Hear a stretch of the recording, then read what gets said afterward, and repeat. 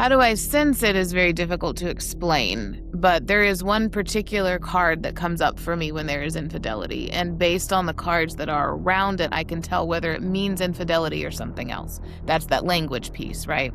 Okay. So I just tell them. I say, okay, it looks like there's infidelity here. And I have never said that and had the person go, oh my gosh, that's wrong. That can't be possible. They knew. They knew. And this is validation. This is a way for them to go, okay, I'm not crazy. I'm being seen. I'm being heard. The energy is coming across. I'm not nuts. And every time they'll come back and go, you know what? The reading was right. And I was able to cut ties and move on. So I've never surprised anyone. Tarot tells you what you already know. You just may not know you know, or you don't want to admit that you know. Like, it's not a joke. It's not a game. This is a very serious energetic interaction that is meant to snap you into place onto one of those branches. You get to pick. You're listening to The Thinning. Let's see what opens up. Well, we're here to talk about the tarot, and I just wanted to show you that I brought my cards with me. So, Beautiful. you know, we're good to go. And I am very, very intrigued by what I have learned so far about tarot. It's not what I thought it was for most of my life. It's not what I was scared that it was somehow, even though some of the images are pretty scary. Right. But I'm hoping that you'll help me out with that just a little bit today. You bet. Okay. What deck are you using? It's the traditional, what is it? The Rider-Waite Smith. Yeah. Yeah, the Rider-Waite. The one that everybody uses. Yeah. So you what's your experience with the tarot, and why are you coming to this conversation? I've been reading tarot for probably getting close to 30 years now. I read professionally at my own shop, and I read professionally here. I teach tarot.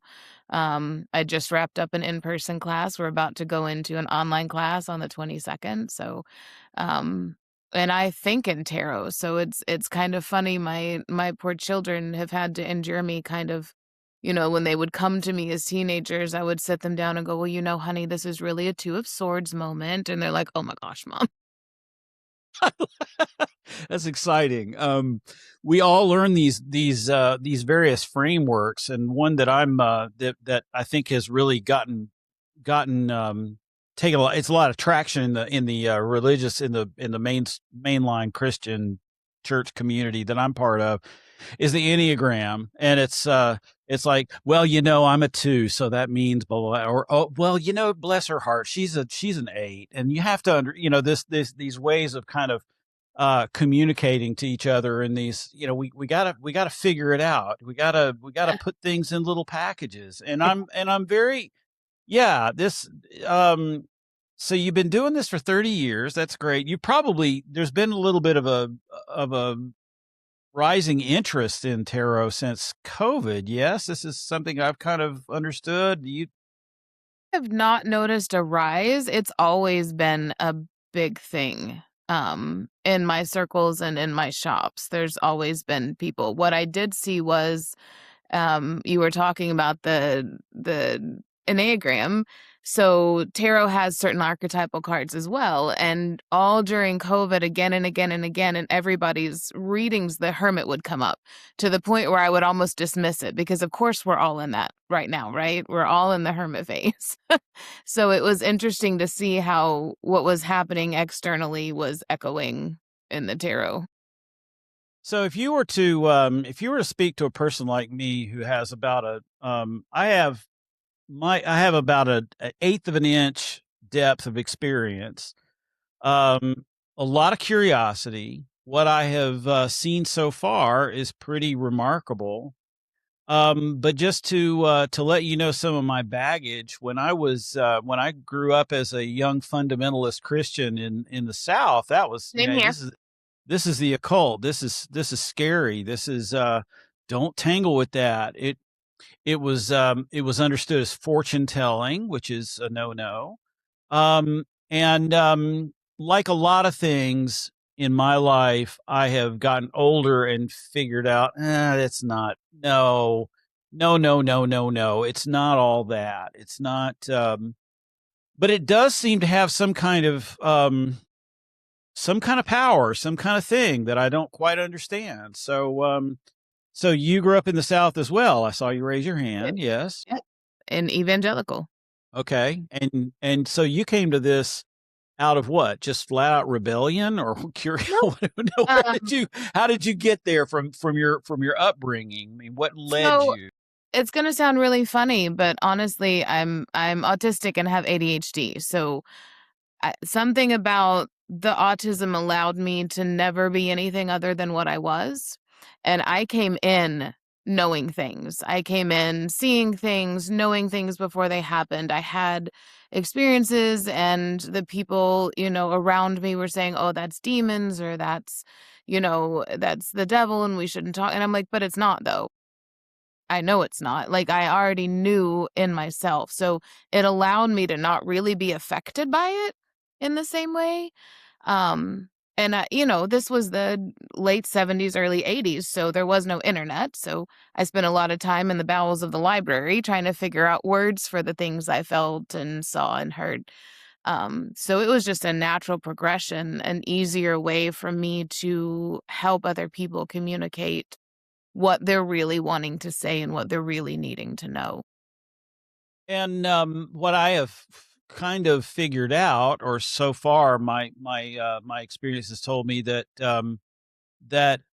it's not that tarot cards are magical in any way. They just tell a story. And if I've learned anything about religion through my life, it's all about story. It's storytelling. And where we get it really messed up is when we try to, dogmatize Yes. and construct a pseudoscience out of those stories. When it's the stories that are, have spoken to people throughout the millennia. And we've become so disconnected with that in our, left brain kind of universe that we live in these days. So am I onto something with that? Tell me about what is the tarot? What is it? What's its function? The best part is we don't know, right? So I know if I sit across from someone who is very closed off, super anxious, very afraid, has not done their work around maybe past beliefs that they were indoctrinated with, I will get nothing. It will come out as gibberish. There's nothing there for me to help them. What do you mean you will get nothing? So when I'm laying out the cards, I'll put them in a spread for certain things or just lay them out in an open spread. It doesn't really matter, honestly. It's just kind of an opening for that intuitive relationship between my client and me. And so it's a way to facilitate and put parameters on and specifics on the energies that are going back and forth. So if nothing is coming toward me from them energetically, if they're closed off, it's gibberish. The story makes no sense. There is no story. So in other words, it's not necessarily a story that emerges directly from the cards. No, It's a not at story all. that emerges between you and the person who is with you in the reading, and the Absolutely. cards help facilitate that? Yeah, they Build give a us narrative around it, construct Mhm. it? What?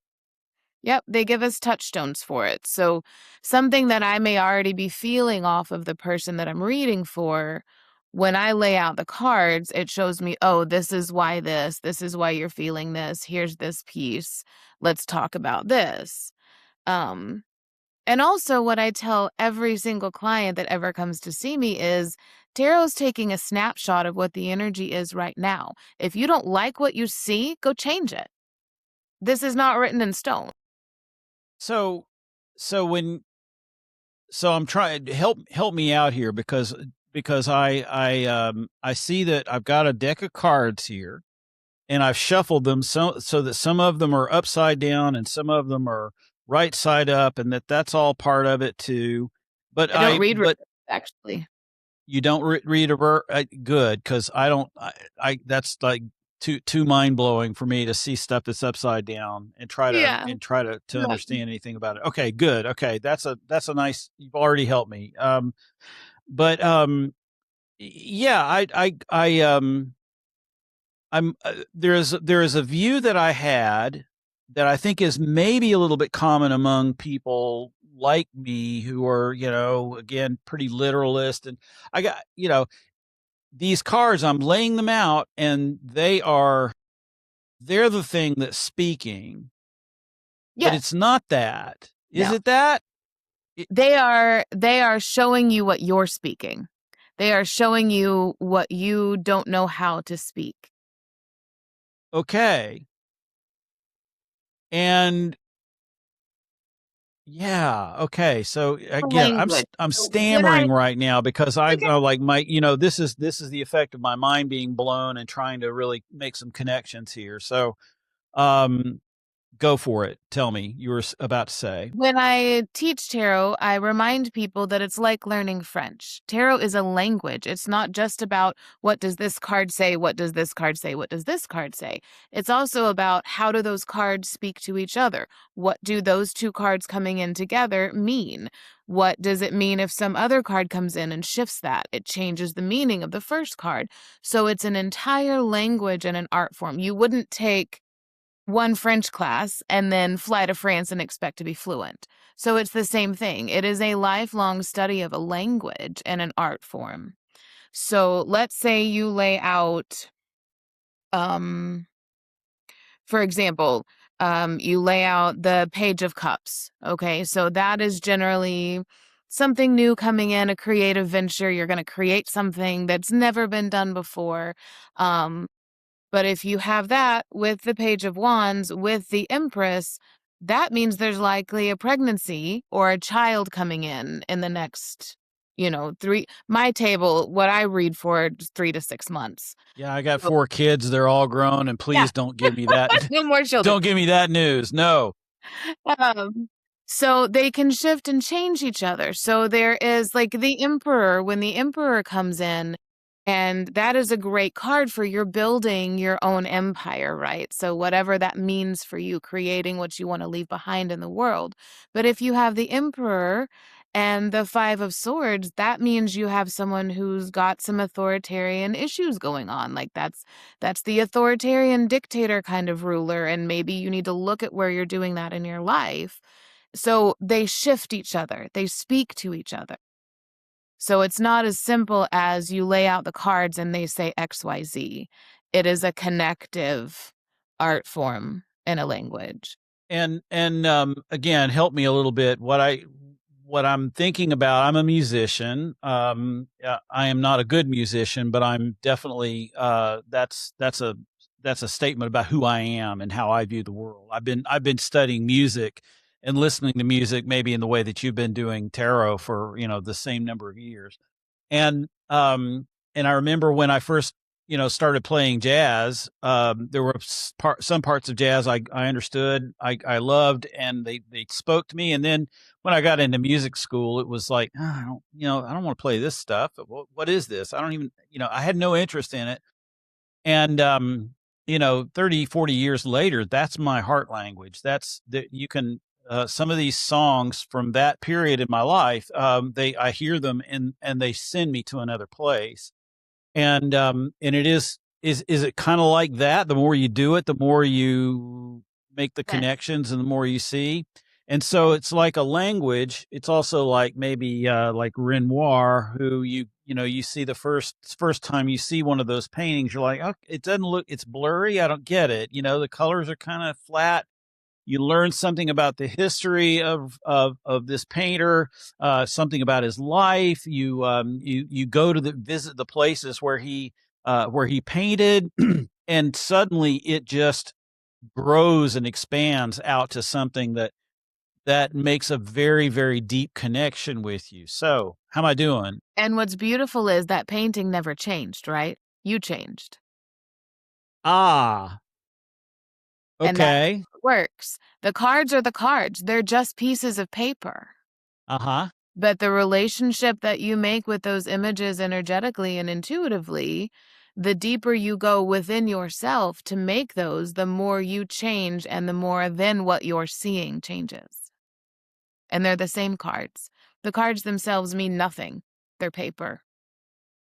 So, okay, this is good. Thank you. I can connect with this. So, the cards don't change, but they do when you draw them. They're in a different order.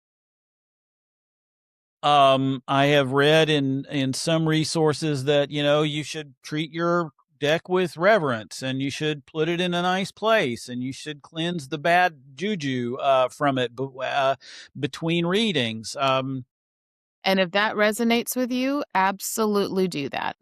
For me, I have no need for that. My energy brushes off anything else that's on my cards. And I'll read, with Cheeto dust on my hands and a Denny's. It doesn't matter. It is what it is. So, okay, so we're establishing now that this is it's okay. So, yeah. This is the worst interview I've ever done, because I'm speechless. I really am. I'm kind of like, this is cool. And where do I go with this? In the in asking the next question. I love that you brought it back to jazz, because I actually did another interview with a jazz musician, and the more we talked about it, he said tarot is just jazz. It's just jazz. And I said, it is. Absolutely. It's all these notes that shouldn't make any sense together, but together they make sense. Okay, since you're willing to talk about this, and this is something that I think I think people around me get tired of me wanting to talk about, but we're just going to go for it. So, yeah, jazz is unlike classical is made up of certain it's almost mathematical if you tear it apart, and all music is mathematical in a certain sense, but jazz is, we think of somebody just kind of pulling notes out of the air and just blathering them out, in a jazz solo. But in fact, it's a language. It's little tiny pieces of the tradition, and an artful player knows how to weave those pieces together, not only in an order that gives them expression, but also fits the chords underneath, fits the doesn't go off on a tangent here unless they plan it that way. And it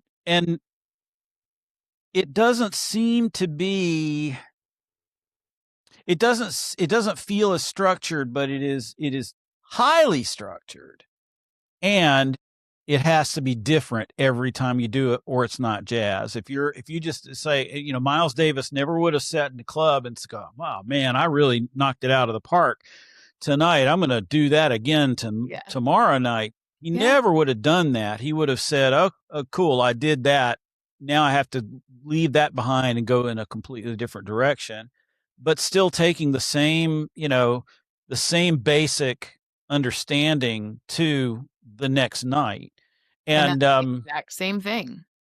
That's explain exactly that. how it works. So when I what I teach, because I do a lot of other things as well, and what I teach is there's a tree that we have all created before we come into this incarnation. We have all these things we want to learn that are on this tree, right? And we can take any of these branches up to the lessons that are at the top. So that's where our free will comes in. We can go left, we can go right, we can go down the center. What tarot is doing is playing jazz this night. It's showing you the energy of this moment in time. This is the branch you're headed to right now. Now, if you come back in 2 weeks and you've shifted some things, that reading's going to be completely different, even if it's the same question. So it's just a guiding force. It's just showing you, but it's never going to be the exact same thing. And the intuitive connection that each reader has with their cards is going to make the spreads themselves look different. So my wife and I read off the exact same deck, okay? And we have done experiments where we have asked the same question, done the spread, gotten the same answer in completely different cards. Because this card for her means this card for me means this. Even though there are documented uses of the cards, I tell all of my students, you need to make your own intuitive connection to them. Take a card a day. What does this make you think of? Does it make you think of your grandmother? Does it make you happy? Does it make you angry? What do you feel when you look at this card? The colors in it. That's all those pieces you're talking about of the jazz, right? That's all these little parts. And then when you go to read, your reading is going to be unlike anyone else who reads on the planet, because that's how you're moving these parts that are standard, but you put them in the jazz sequence and you make your own tarot reading. Okay, now we're gonna really go crazy. I'm thinking that maybe there's an analogy with the way a lot of Christians read the Bible, Yes. and that you can just like tarot, you can do a kind of a dumb, uninformed reading, but the more you dig into it, the more you know read it, the more it becomes familiar, and you're steeped in the history, etc. The more it speaks to you, but it's going to speak to you in very different ways. And I like to think about, in my experience, the Palm Sunday story. Mm-hmm. It's kids, it's waving, palms, and it's just, this rah rah rah. It's a children's Sunday. It's a story about Jesus riding down a hill and with a donkey. So what? Don't understand. I've heard a million sermons, you probably have too, that try to, paint some picture of what this is. I started going to Palestine 15 years ago, and learning from the people there, not the occupiers, but the people who've been there for centuries. And I find that this road that Jesus went down is actually a road. It's paved now, but it's the same road. It's the same place.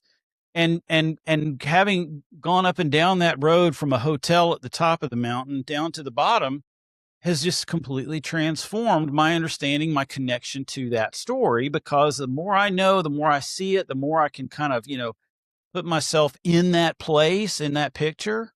The more that story connects with me, to the point where now that's my favorite story of all of the gospel stories.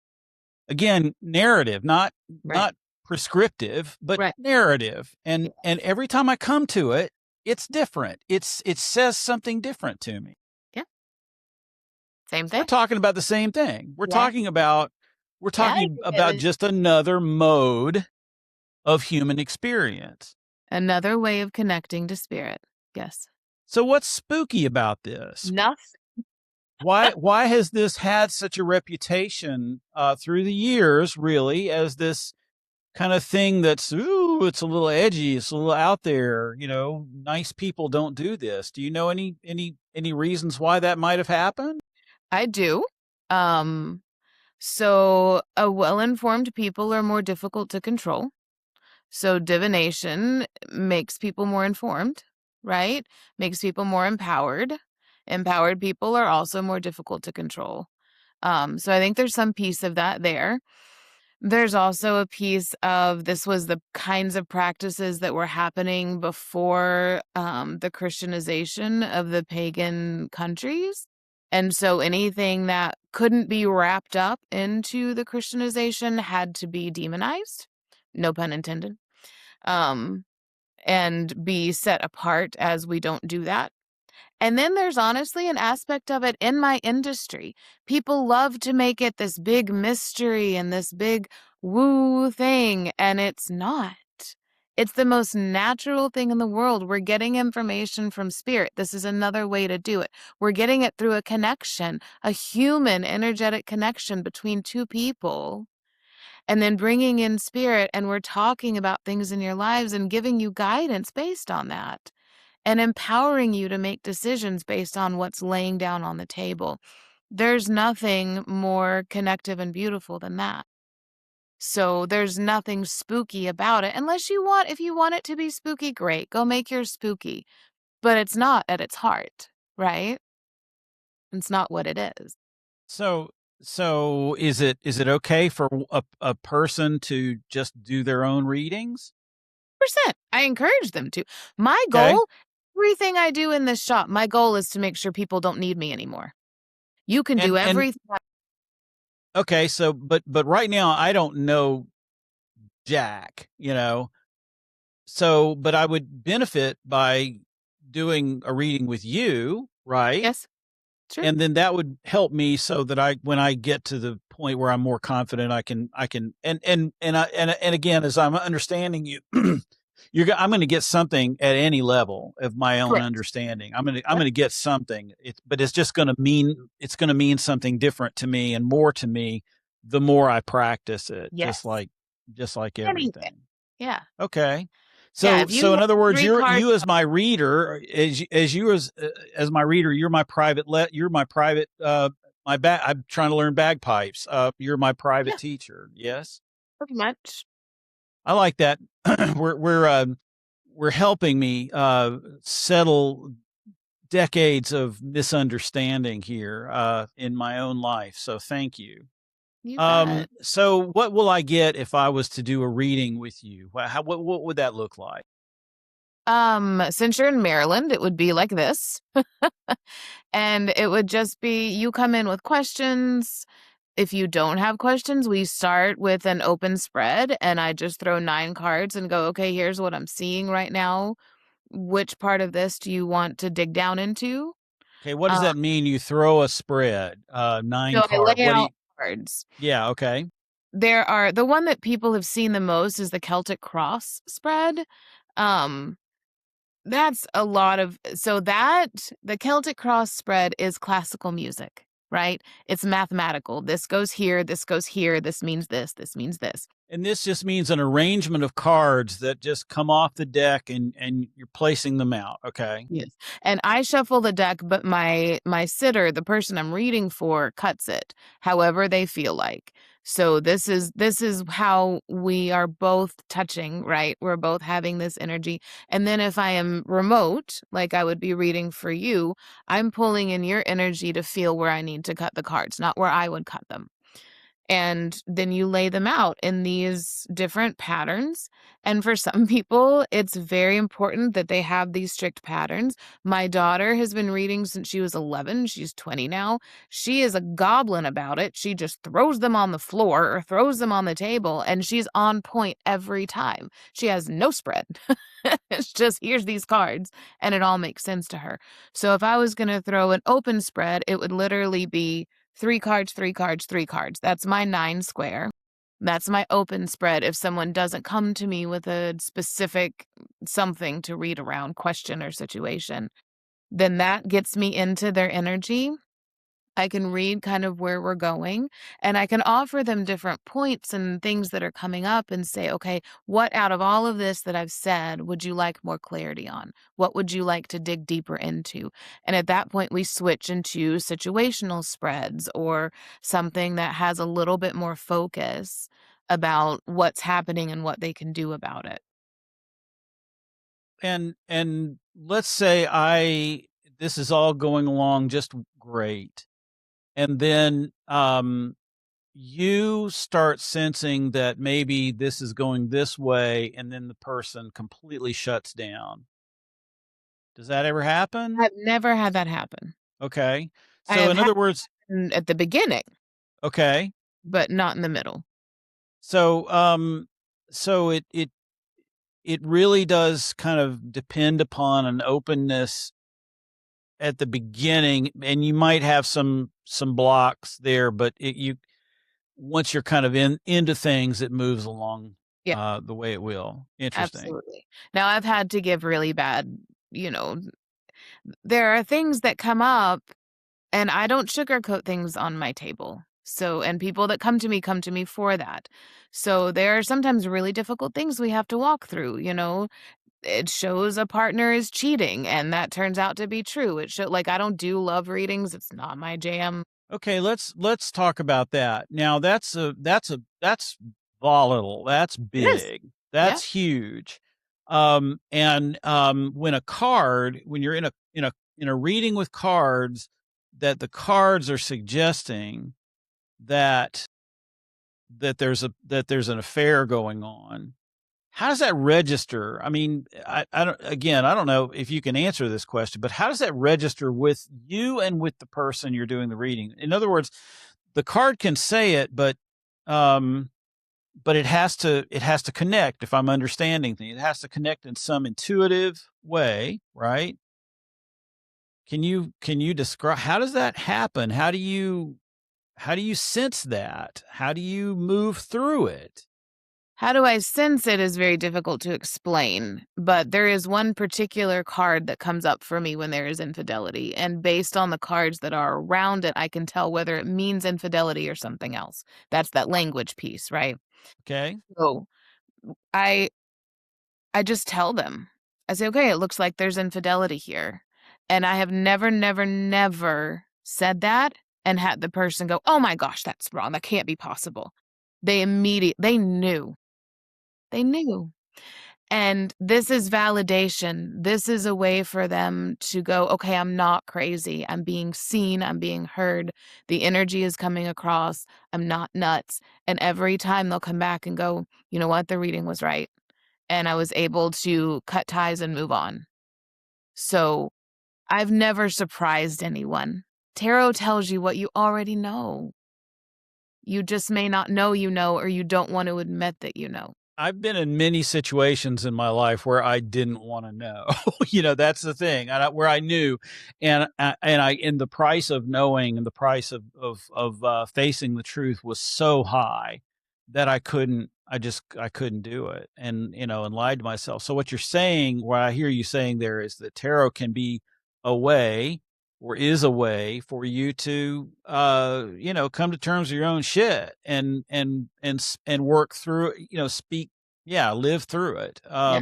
We joke about tarot calling you out because people will sit down. I'll give you an example. I have a friend in Texas and she asked me to fly down and read for her company party. So I did that and people think it's entertainment and they come in and it's fun, ha ha ha. No, it's not. It tells you like it's going to call you out. And there was one guy that came in just really full of himself, very absolutely certain this was going to be, a ha ha thing. And he left in tears.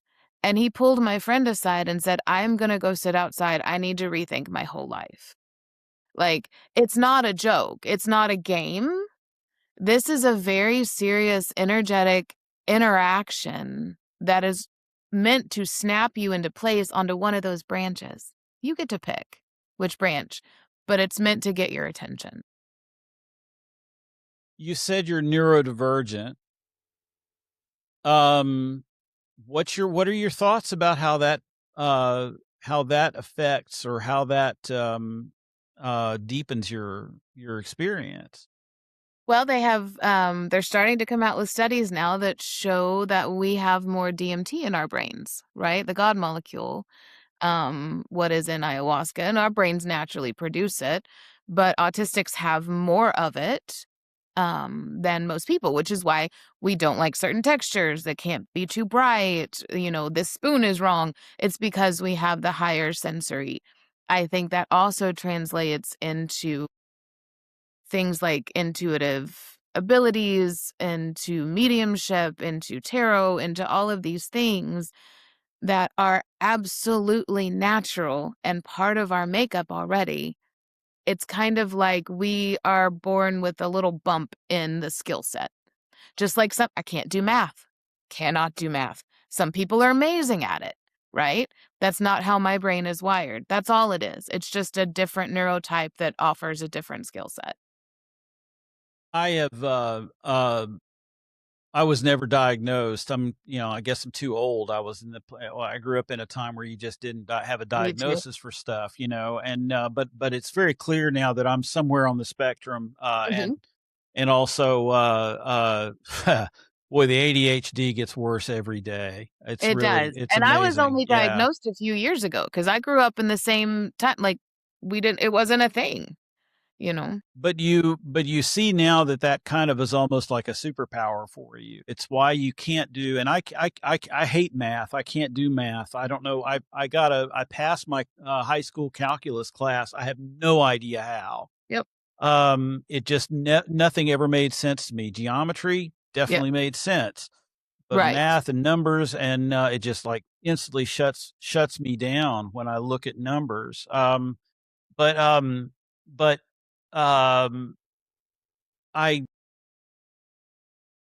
I am aware of studies that do show what you're talking about, and seem to say that you're also more prone to seeing seeing UFOs or having experiences with extraterrestrials. And again, some people say, well, that means you're crazy. That just objectively means you're crazy. But I also know that when somebody tells me a story and they look me in the eye and they say, this happened to me, I have to take it seriously. Right. I have to take it seriously. Somebody says, I fell down the stairs and died for 19 minutes, and when I came back, I could see the future, and I was like, really? Yeah, skeptic, but I have to take it seriously. And I guess that's where I am right now, is that I've reached this place where I can't not take it seriously anymore. I have to talk to people about these things. We have only 5 senses. We have, eyes, ears, nose, all that stuff, right? I mean, that's and those are what the scientific community is told. We have 5 senses. That's True. the agreed upon number. We also I think it would be arrogant to think that if we have only 5 senses, which again is kind of debatable, but some people have a heightened sense of something else, Mhm. but in any case, it would be arrogant to think that we can sense all that there is to Oh, sense with those 5 senses. right.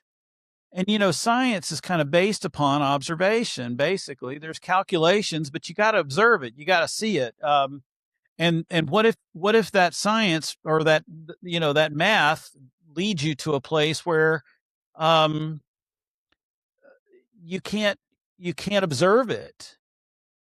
I have expressed many, many times that magic, what we call magic, intuitive, psychic natures, whatever, is just what science hasn't caught up with yet. We just haven't found a way to measure it. Everything we do is completely normal and natural. It just doesn't have the hypothesis, the testing. We haven't gotten to the scientific process there. Um, because the things that and you have to think the scientific piece too, right? We have our brain. We also have a cluster of neurons around our heart. Why does it hurt in your chest when you lose someone you love? Right? Why does it hurt here instead of here? We have another set of mirror neurons in our gut. We have 3 brains in our body, and that's been proven scientifically. So when we say I have a gut feeling, that's where it is. It's also located between the seat of the soul, so the solar plexus chakra, and the sacral chakra, which is how we relate to each other. So us and them, and that third brain sits in between there and decides, right? So it's just, there's so much science that's coming to back up everything we already knew, that we can't dismiss things out of hand necessarily. Anything that comes from a fear-based place, I don't do truck with. I don't mess with that. If you want to come to me and you're like, "Oh, I need protection because someone's putting hexes on me." No, they're not. Your audacity, your own personal energy is enough to protect you. I'll give you a stone. If that's a touchstone literally for you, I'll give you a spell you can do because that's the ritual piece. Humans need ritual, right? So all of this, but everything you need is in you. We are so magical as human beings. The fact that the things that we can do are phenomenal. And there are things we don't even know we can do.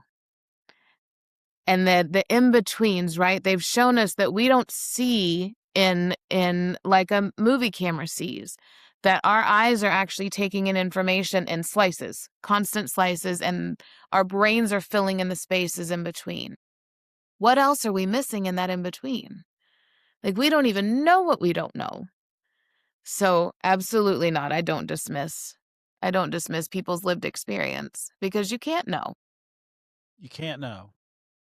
You can't know. And if we're to take each other seriously, we have to we have to be willing, and this is this is kind of a political problem these days, right? I'm right and you're wrong. I've never met people that believe that they were, I'm really evil. I'm a really evil person, right? Everybody that's evil, that's objectively evil, says, "Well, I got a lot." I mean, I've met people in prison who's like, I got convicted of that murder, and I did it, but it was, it was for a really good reason. It's that kind of stuff. It's like we are not willing to look at our own.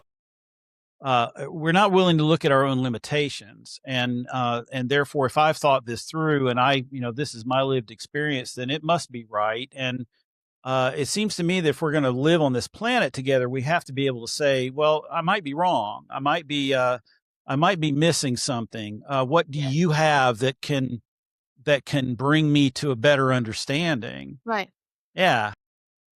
No, absolutely. And that should be the role of religion, I think. But it's the opposite. It turns into organizations full of privilege, status, and money, and entitlement, I guess. Okay. So we're going to go back to the tarot, and we're going to close this out here a little bit. We're going to see where this goes. So I've got my card here, and if you were just to walk me through a tiny little exercise for our viewers, based upon what we can do here in this space, what I've got my card, my deck. These are a lot of these are reversed, so we'll just flip it if it comes up reversed. Okay. All right. So why don't you shuffle those and think about what you need to know today? And then just pull 3 cards and lay them side by side. So here's the shuffle. Here's the cut. And there's one card, and I'm doing them face down, right? Nope, you do face them up. Can face them up? Okay. So we're going to turn them up. This one's reversed, so I'm going to turn it over. And then that one's okay. And then that is okay. All right. So I've got 3 cards. Okay. What's the first one? The first one is this guy it's the 5 of Pentacles. It's a dude who looks really bad. It's snowing outside. It is he's got crutches. But he's moving. And then a woman who is she doesn't look much better. She's cold, and they're passing by a window, a big stained glass window that has let's see if I can get a good focus on that. Yeah. So it's a stained glass window kind of thing. But I'm picking up yeah, it's cold. It's difficult. That's what I'm getting from this. And what's the second one? Because they talk. They talk. The second one is the 4 of Swords. Interesting. Okay. And again, we have a kind of a stained glass window. This is a scene from what it says to me it's a medieval church that I've seen 100 times. There's a guy in a grave that's got his hands up, and he's it's the sculpture on top of the tomb inside a church. It's below the window, and then there are 3 swords pointed down at him in his upper chest, and then one beneath along the bottom. And this to me goes with it. It's interesting to me that the church is present in both of these. I see the church. I see this one is very cold and very it's the people who should be in the church getting shelter on the outside, and suffering as a result. And then this guy here, it's almost like it's he's waiting to be, these swords to like go down and go right through him. While the window it looks to me like there's a priest there. I think he's got a white robe on, but he's sitting in a chair above this person who's down below and asking asking for a blessing from this priest. So Mhm. so that's kind of what I'm getting there, Okay. What's the right? third? And then the third one is rather dramatic. It's another three swords and piercing the heart. Hmm? And so if I was to create a conversation around this three cards spread here, I would say that that these people are being harmed by the church's closed doors, whatever that may look like, because sometimes it's intellectual, sometimes it's spiritual, sometimes it's just, we don't want you here. And that this person who has an honored place of burial, has basically the sword of Damocles hanging over him. And then this is my heart. This is my heart, reflecting on the whole thing. It's raining. There's clouds. They're shooting down rain, and then there's this heart, and it's stabbed 3 times by these 3 swords. Which there's a 4th one here. So that's what I get. I think that's lovely. I think that's lovely. Do you want to hear what I would say? I do. Because I don't want to take away from your reading. No, That's no, no, no. great. I want to know how you would do a session like this, just quick kind of thing So like this. what those 3 cards together tells me is that you have a very deep wound that was formed in your formative years. So this is something from childhood, from adolescence. This is not something new. If you check that card, you'll see that the heart is not bleeding, right? This is an old wound. This is not something new. And that has put you in a place where you're in the 5 of Pentacles. There's nothing left for you to learn here. There's nothing left for you here.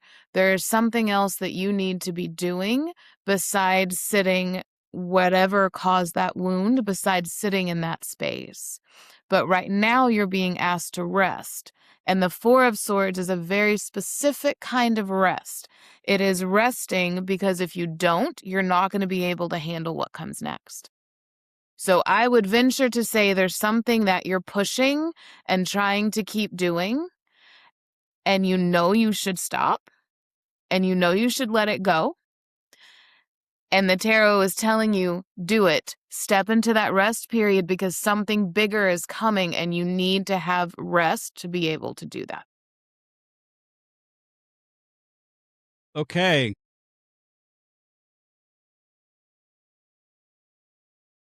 I laugh with the laughter of truth, right? And I could explain to you why all that resonates so very deeply with me after moving to Washington D.C. to work on Capitol Hill and try to fight the fascism that was coming, and now I am out of that situation. It was a very difficult, very, very painful situation, but that doesn't speak to the childhood wound, which is, yes, I know exactly what that is.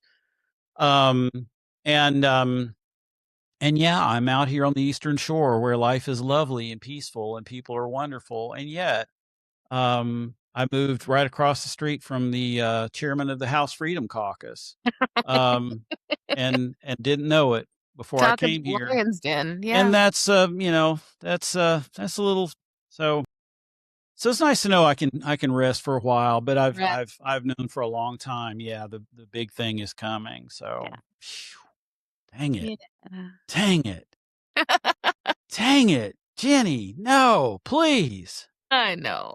Okay. Well, this has been great. Thanks a lot. Yeah, thank Yeah. you.